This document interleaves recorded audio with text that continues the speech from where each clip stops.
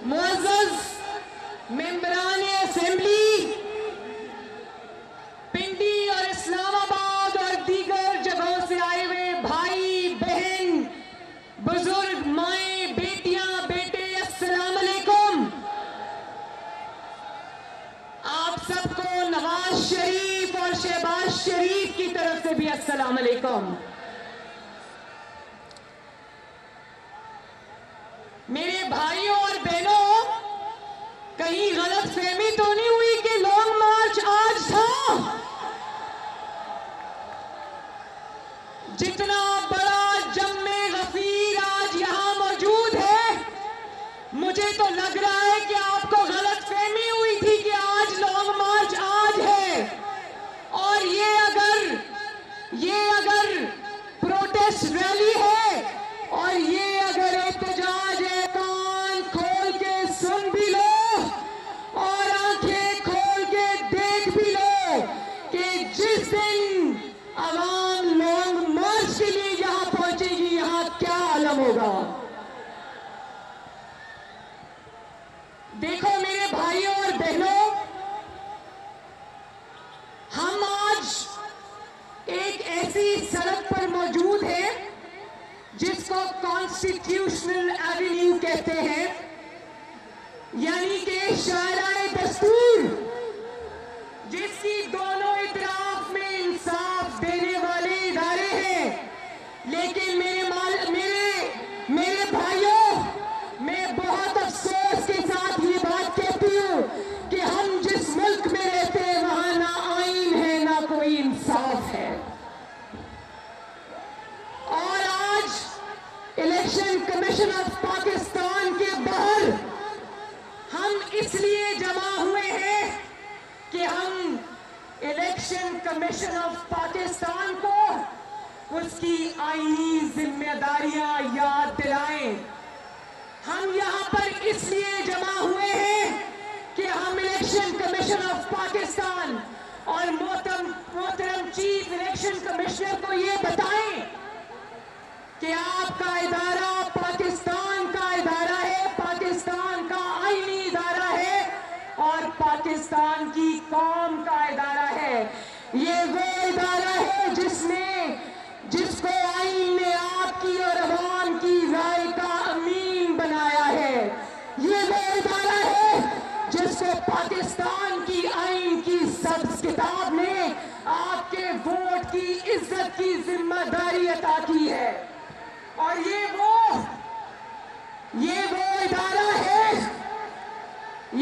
इदारा है जिसको अवाम के वोट की इज्जत करवानी थी। बताओ, अवाम के वोट की इज्जत करवाई इस इदारे ने? मैं आज आपको पाकिस्तान की तारीख के सबसे बड़े फ्रॉड की कहानी सुनाती हूं। जानते हो उस फ्रॉड का नाम क्या है? उस फ्रॉड का नाम है तहरीक-ए-इंसाफ फॉरेन फंडिंग केस। क्या नाम है? अब मेरे पीछे पीछे बोलना है ताकि मुझे पता चले कि आप मेरी बात सुन रहे हो और आपको आवाज आ रही है, और ये कि आपको अपनी बहन और बेटी की बात समझ आ रही है। क्या आप जानते हैं कि नवंबर 2014 यानी 2014 में तकरीबन 7 साल पहले, 6.5 साल पहले ये केस दायर हुआ था। कितने साल पहले? अब तक नवाज शरीफ का केस तो दिनों में चलता है, दिनों में खत्म होता है और दिन में 2-2 समातें भी होती हैं, लेकिन 7 साल में इस इदारे ने अभी तक सिर्फ 70 समातें की। कितनी समातें? और जानते हो ये जो जाली खान है, पाकिस्तान पर जो अजाब मुसल्लत किया हुआ है, उसका नाम क्या है? जानते हो कि इमरान खान ने इस मुकदमे को मुलतवी कराने की कितनी बार कोशिश की? 30 बार। कितनी बार? कौन कहता था कि अगर चोरी नहीं की तो तलाशी दे दो? कौन कहता था? तो आज पीडीएम और अवाम आपसे पूछती है कि अगर चोरी नहीं की तो 30 बार मुकदमे को रुकवाने की कोशिश क्यों की? और जानते हो इस ताबेदार खान ने 6 मरतबा हाई कोर्ट में दरखास्तें दी कि इलेक्शन कमीशन ऑफ पाकिस्तान इस मुकदमे की समाअत नहीं कर सकता। 6 दरखास्तें दी। कितनी दरखास्तें दी? और जानते हो कि एक कमेटी बनाई ईसीपी ने, इलेक्शन कमीशन ऑफ पाकिस्तान ने एक कमेटी बनाई जिसको कहते हैं स्क्रूटनी कमेटी, जिसको कहते हैं तहकीकाती कमेटी, जिसका काम था तहकीकात करके उसकी तफसीलात अवाम के सामने रखना।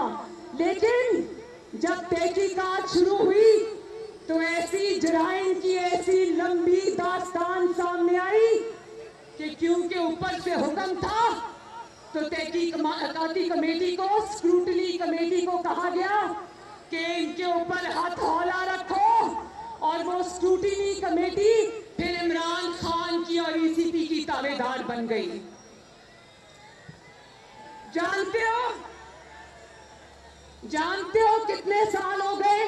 3 साल हो गए स्क्रूटनी कमेटी अभी तक इसकी तहकीकात ही करती जा रही। कितने साल हो गए?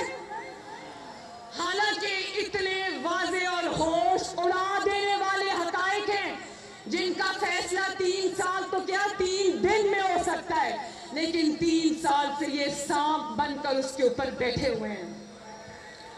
और जानते हो कि 80 समाअतों के दौरान इमरान खान ने कम से कम 24 मरतबा कार्रवाई रुकवाने की कोशिश की। कितनी मरतबा?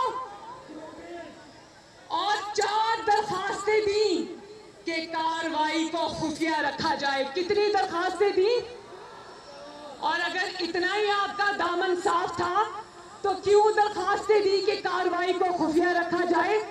इसका मतलब है चोरी तो हुई है, और ना सिर्फ चोरी हुई है बल्कि बहुत बड़ी चोरी हुई है। लगाना चाहता हूँ, दुनिया को मताना चाहता हूँ, काजी को सुनाना चाहता हूँ, काजी को सुनाना चाहता हूँ। देखो बयान बदलना तो इनका रोज का काम है, इसीलिए इनको यू टर्न खान कहते हैं। क्या कहते हैं? इन्होंने यहां सिर्फ बयानात नहीं बदले, इन्होंने 8 वकील बदले, लेकिन आप कितने वकील बदले? लेकिन 8 वकीला को बदलने के बाद भी चोरी नहीं छुपी। बोलो, चोरी नहीं छुपी। और जानते हो कि स्टेट बैंक ऑफ पाकिस्तान ने, जो कि एक और कौमी इदारा है, उसने इमरान खान के 23 खुफिया बैंक अकाउंट पकड़े। कितने बैंक अकाउंट्स पकड़े? जो बैंक अकाउंट्स इसने ईसीपी से और पाकिस्तान की आवाम से छुपा कर रखे थे, वो 23 बैंक अकाउंट्स जो स्टेट बैंक ऑफ पाकिस्तान है उसने पकड़ लिए इसके। और ये 23 बैंक अकाउंट्स इस इमरान खान के दस्तखतों के साथ ऑपरेट हो रहे थे। ये नहीं कि इनको पता नहीं था, जानबूझ के पाकिस्तान की आवाम से और ईसीपी से अपना जुर्म छुपाया इन्होंने। और स्क्रूटनी कमेटी खुद ये एतराफ करती है कि ये हकायक हम आपको फराहम नहीं कर सकते क्योंकि इमरान खान ने मना किया है। मेरे भाइयों, अब पता चला कि चोर चोर चोर की गिरदान करने वाला खुद सबसे बड़ा चोर निकला। क्या आप ये जानते हो? एक और जुर्म सुन लो। जानते हो ये पैसा जो इमरान खान के अकाउंट्स में आया, पाकिस्तान तहरीक इंसाफ किसके जरिए आया? हुंडी के जरिए। हुंडी के जरिए। किसके जरिए आया? जानते हो ना हुंडी के जरिए कौन सा पैसा लाया जाता है? जानते हो ना? अब पता चला कि ये कंटेनर पर चढ़कर धरने में क्यों आवाम को तरगीब देता था कि हुंडी के जरिए पैसे मंगवाओ, क्योंकि ये खुद हुंडी के जरिए ये चोरी और पता नहीं खुफिया का पैसा कहां कहां से मंगवा रहा था। और मेरे भाइयों बहनों, ये बताओ क्या जानते हो किन दो मुल्कों से इसको फंडिंग हुई? जानते हो? दो मुल्कों से इसको बहुत बड़े बड़े फंड आए। एक है इंडिया, भारत, क्या? और दूसरा है इस्राइल। वो इस्राइल जो फलस्तीनियों को के ऊपर मजालिम पर मजालिम ढा रहा है। इस्राइली इमरान खान को पैसा दे रहे थे। अब जानते हो कि ये पैसा खुफिया अकाउंट्स में क्यों आया? और ये भी जानते हो कि ये पैसा हुंडी के जरिए भी आया और इमरान खान के जाती मुलाजमों के अकाउंट्स में आया। किनके अकाउंट्स में आया? और इसको फंडिंग इंडिया से जानते हो किसने की? भारतीय जनता पार्टी के अरकान ने, जिसका नाम दोसांझ है। दोसांझ, ये लिखा है मेरे पास ये नाम, उसका नाम है इंद्रजीत दोसांझ। भारतीय जनता पार्टी का वो मेंबर है, उसने इसको फॉरेन फंडिंग में पैसा दिया। और जिस इस्राएली ने इसको पैसा दिया उसका नाम है बैरी सी शेफ। और ये भी मैं आपको बता दूं कि ऐसी बेतहाशा कंपनियों और लोगों ने इसको पैसा दिया। और अब देखो, जब आप भारतीय जनता पार्टी के लोगों से फंड लोगे तो फिर मोदी की जीतने की दुआएं क्यों नहीं मांगी जाएंगी? फिर कश्मीर क्यों मोदी की झोली में नहीं फेंका जाएगा? भाई, जिनसे आप पैसे लेते हो उनका काम भी तो करना पड़ता है ना। फिर करना पड़ता है कि नहीं करना पड़ता? और फिर मेरे भाइयों ध्यान से ये बात सुनना।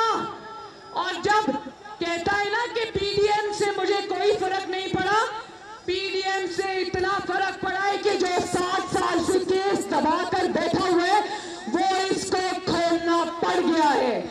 और जानते हो, जब पीडीएम ने और अवाम के दबाव में जवाब देना पड़ा तो इसने क्या जवाब दिया जानते हो? कहता है कि मुझे नहीं पता, ये सब मेरे एजेंट्स ने किया है। किसने किया है?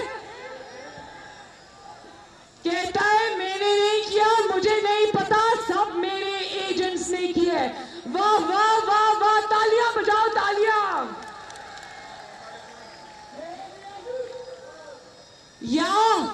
या तो वो खुद बहुत बड़ा बेवकूफ है, या वो मेरे भाइयों पीडीएम को और पाकिस्तान की आवाम को बेवकूफ समझता है।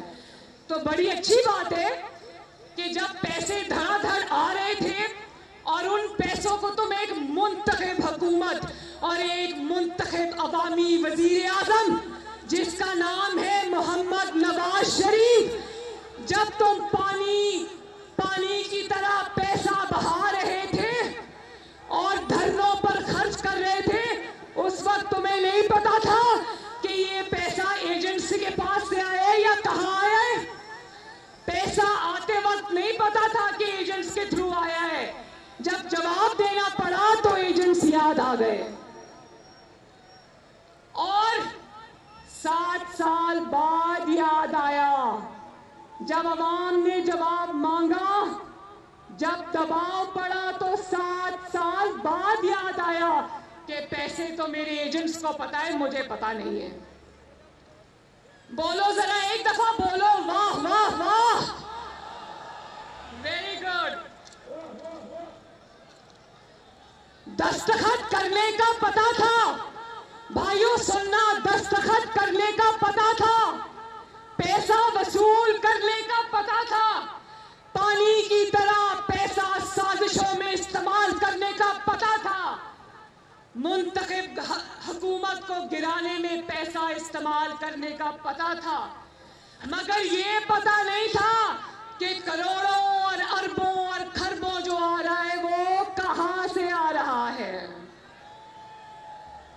बिल्कुल उसी तरह मेरे भाइयों, बिल्कुल उसी तरह जिस तरह ये कहता है कि मुझे हुकूमत में आने की मेरी तैयारी नहीं थी। भाई हुकूमत में आने की तुम्हारी तैयारी नहीं थी, तुम्हें काम करना नहीं आता था, लेकिन अवाम की जेबों पर डाका डालने की तुम्हारी पूरी तैयारी थी। अवाम की खिदमत करने की तैयारी नहीं थी, लेकिन अवाम को लूटने की तुम्हारी पूरी तैयारी थी। महंगाई को आसमान पर पहुंचाने की तुम्हारी पूरी तैयारी थी। आटा, चीनी, गंदम और दवाइयों पर डाके डालने की तुम्हारी पूरी तैयारी थी। अगर ये सब तुम्हारे एजेंट्स ने किया है, इस्लामाबाद और पिंडी के भाइयों और बहनों, अगर ये सब तुम्हारे एजेंट्स ने किया है, तो जरा ये भी बता दो ईसीपी के सामने कि 2018 के इलेक्शंस में तुम्हारे बैलेट बॉक्सेस में वोट किस एजेंट ने डाले थे। जरा ये भी पाकिस्तान के अवाम को बताओ कि अगर पैसा देने वाले एजेंट्स थे तो तुम्हें इक्तदार में लाने वाले एजेंट्स कौन थे। और ये भी बता दो कि साकिब निसार से तुम्हें जाली साकिब और अमीन, सादिक और अमीन नहीं, साकिब और अमीन का सर्टिफिकेट दिलवाने वाले एजेंट्स कौन थे। और अब ये भी बता दो, यहां मीडिया की वैन्स मौजूद हैं, ये भी बता दो कि तुम्हारे लिए मीडिया को मैनेज करने वाले, मीडिया को दबाव में लाकर अपनी मर्जी की खबरें चलवाने वाले एजेंट्स कौन है। पूछो मेरे भाई, कौन है वो एजेंट्स। और ये भी बता दो कि तुम पाकिस्तान के 22 करोड़ अवाम की तबाही के जिम्मेदार हो, तुम पाकिस्तान के बड़े बड़े जराइम के जिम्मेदार हो। तो जरा ये भी बता दो, तुम्हारे हर जुर्म और हर गलती पर पर्दा डालने वाले एजेंट्स कौन हैं? कौन है? आवाज नहीं आ रही, कौन है?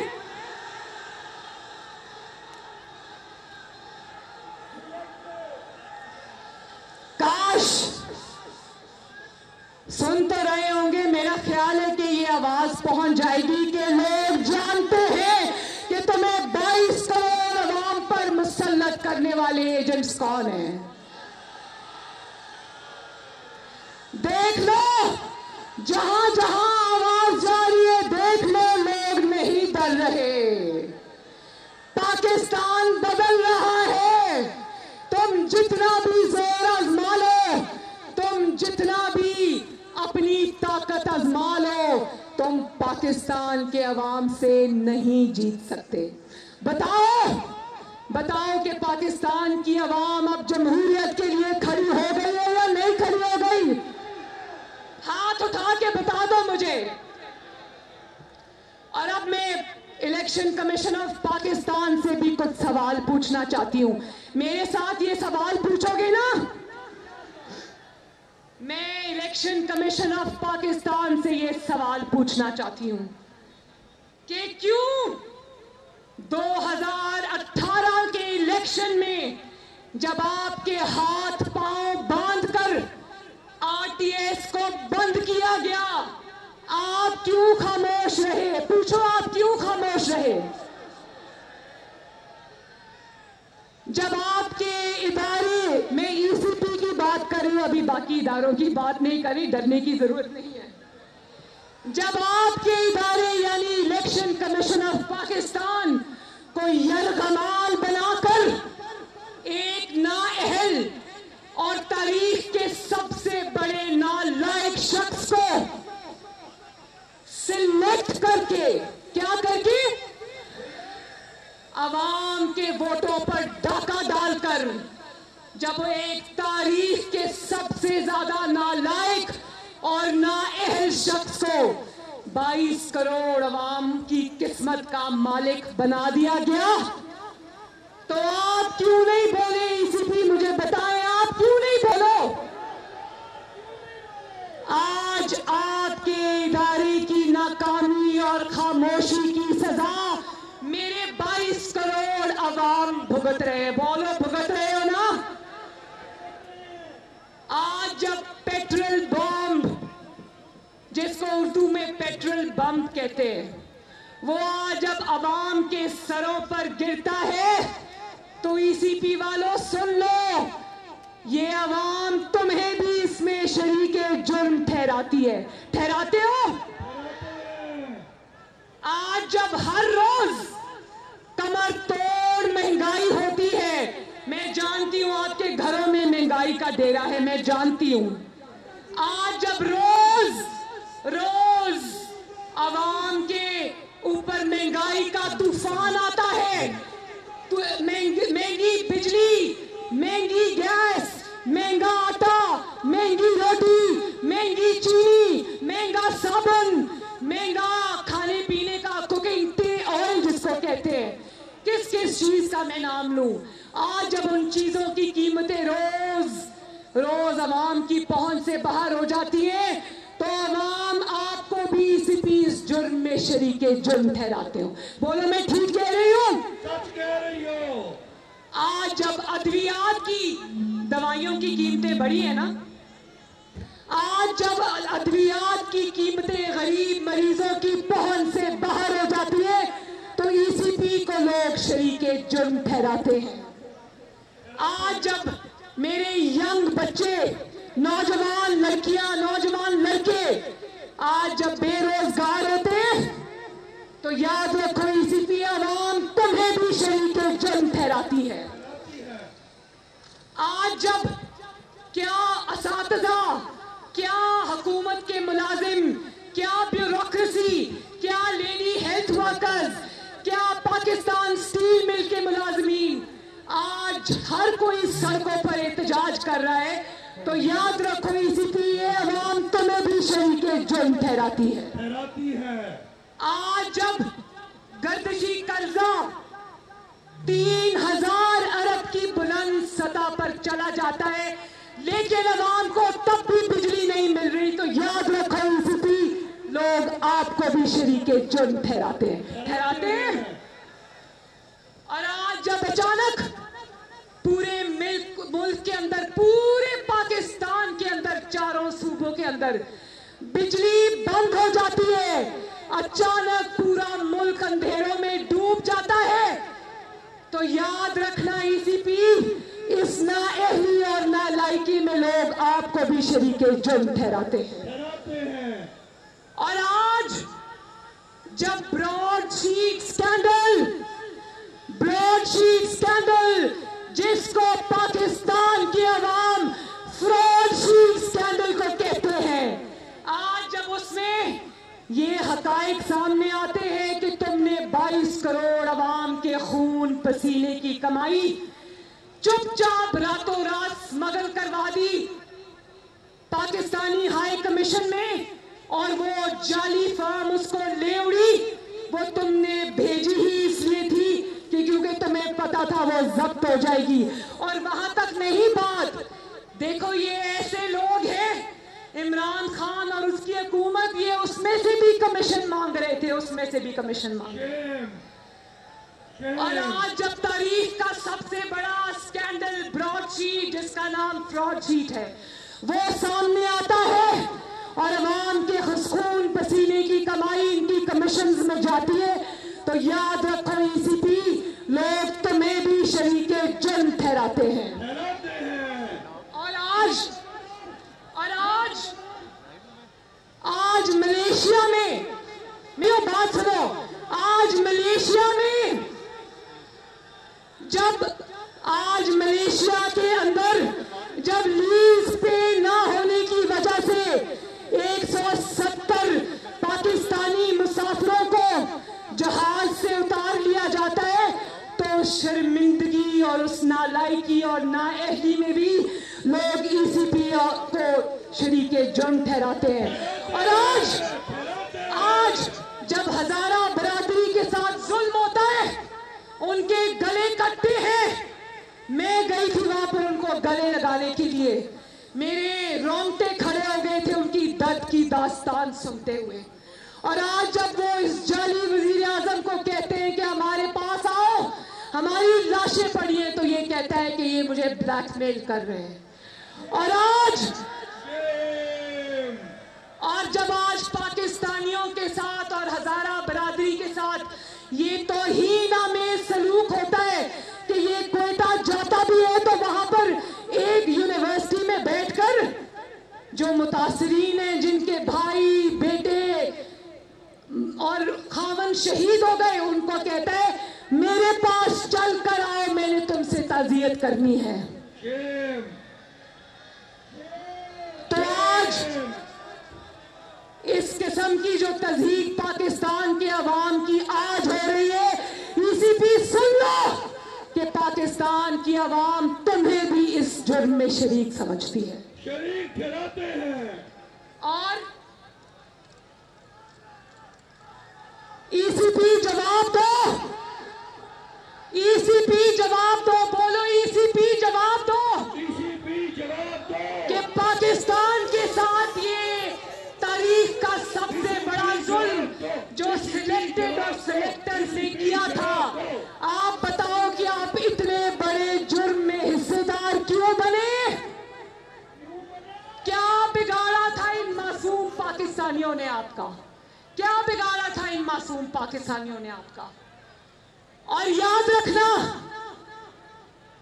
इदारों पर वो शख्स हमला करता है जो इदारों को यरगमाल बनाकर जबरदस्ती उनसे नाइंसाफी पर मबनी फैसले लेता है। क्योंकि ये जो एजेंट्स होते हैं ना, जो पीछे से काम करते हैं, ये सामने नहीं आते, सामने होते हैं ईसीपी जैसे इदारे, और अवाम की उंगलियां फिर इन इदारों की तरफ उठती हैं। वो लोग पीछे छुपे होते हैं, उनको पता होता है कि हमारा चेहरा कोई नहीं जानता, लेकिन जवाब तो ईसीपी को देना पड़ेगा। और इसका जवाब एक ही है। आखिर में बस एक बात, आखिर में बस एक बात, क्योंकि एक मिनट, आखिर में एक ही बात, आखिर में एक ही बात, क्योंकि इमरान खान ने अपने जुर्म का एतराफ कर लिया है। तो जब जुर्म का एतराफ कोई कर लेता है तो उसके बाद फैसला नहीं होता, उसके बाद सिर्फ सजा होती है।